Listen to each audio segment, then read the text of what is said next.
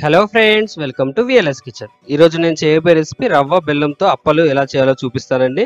చాలా ఈజీగా అయిపోతాయి. ఇవి మనం ఎప్పుడు కావాలంటే అప్పుడు చేసుకోవచ్చండి. ఈవినింగ్ స్నాక్స్గా చేసి పిల్లలకు పెడితే ఇష్టంగా తింటారు. చూడండి, చాలా పర్ఫెక్ట్గా అయిపోతాయి. ఇలా చేసుకొని ఒక్కసారి మీరు తిన్నారంటే మళ్ళీ మళ్ళీ కావాలనిపిస్తాయి. ఇవి ఎక్కువసేపు పట్టాయండి, చాలా ఈజీగా అయిపోతాయి. మీరు కూడా ఒకసారి ట్రై చేసి చూడండి. మీరు కనుక మా ఛానల్ని ఫస్ట్ టైం చూస్తున్నట్లయితే మరిన్ని లేటెస్ట్ వీడియో కోసం క్రింద ఉన్న సబ్స్క్రైబ్ బటన్ని క్లిక్ చేయండి. ఈ ప్రాసెస్ ఎలానో చూసేద్దామా.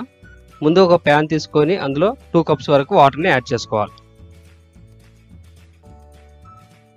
కొద్దిగా వాటర్ హీట్ అయిన తర్వాత 1 కప్పు వరకు బెల్లాన్ని యాడ్ చేసుకోవాలి.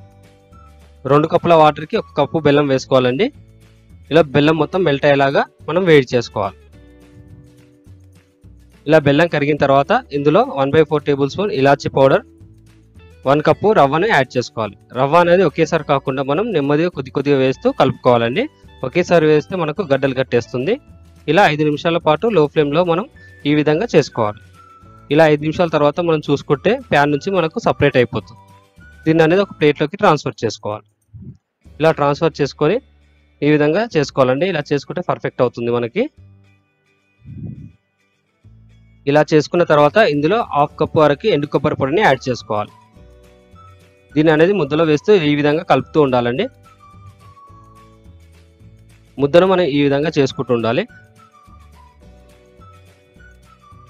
ఈ ఎండు కొబ్బరి పొడి వేయడం వల్ల మనకు అప్పలు అనేది చాలా పర్ఫెక్ట్గా వస్తాయి.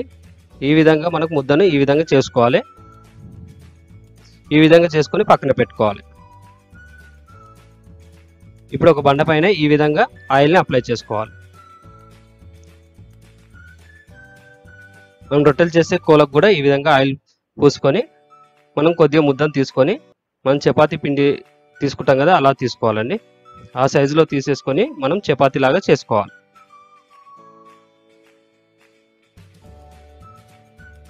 ఈ విధంగా మనం చపాతీ ఎలా చేసుకుంటామో ఆ విధంగా మనం 2 వైపులా తిప్పుతూ వేసుకొని చేసుకోవాలి.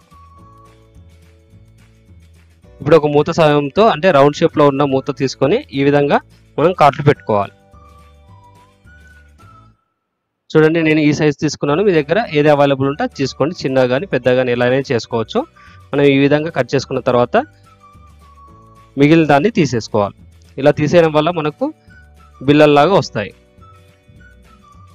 ఇలా తీసిన దాన్ని పక్కన పెట్టి మళ్ళీ చేసుకోవాలి. చూడండి, ఈ సైజులో ఈ క్వాంటిటీ ఈ మందంలో ఉంటే సరిపోతుంది మనకి. ఇలా తీసుకొని వీటిని ఒక ప్లేట్లోకి ట్రాన్స్ఫర్ చేసుకోవాలి.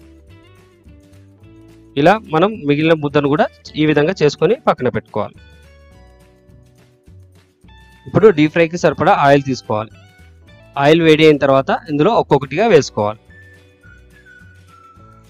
ప్యాన్లో ఎన్ని పడితే అన్ని వేసుకోవాలండి. ఇక్కడ 6 పడుతున్నాయి కాబట్టి నేను ప్యాన్లో 6 వేస్తున్నాను. ఎక్కువ వేస్తే ఏంటంటే మనకు సరిగా వేగవు. వీటిని 1 నుంచి 2 నిమిషాల పాటు మీడియం ఫ్లేమ్లో ఉడికించుకోవాలి.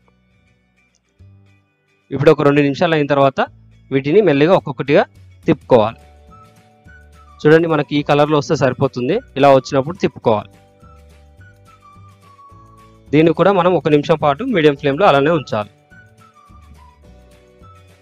చూడండి, మనకి ఈ కలర్ వచ్చిన తర్వాత మొత్తం తీసేసుకోవాలి. మరీ ఎక్కువసేపు ఉంటే మనకు మాడిపోతాయి. ఈ విధంగా ఉన్న తర్వాత ఒక ప్లేట్లో టిష్యూ వేసుకొని దాంట్లోకి ట్రాన్స్ఫర్ చేసుకోవాలి. టిష్యూ కానీ న్యూస్ పేపర్ కానీ వేసుకుంటే ఆయిల్ అనేది అబ్జర్వ్ చేస్తుంది. ఇలా ట్రాన్స్ఫర్ చేసుకుంటే సరిపోతుంది.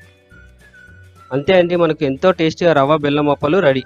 మీరు కూడా ఒకసారి ట్రై చేసి చూడండి. పిల్లలకు పెట్టి మీరు తినండి.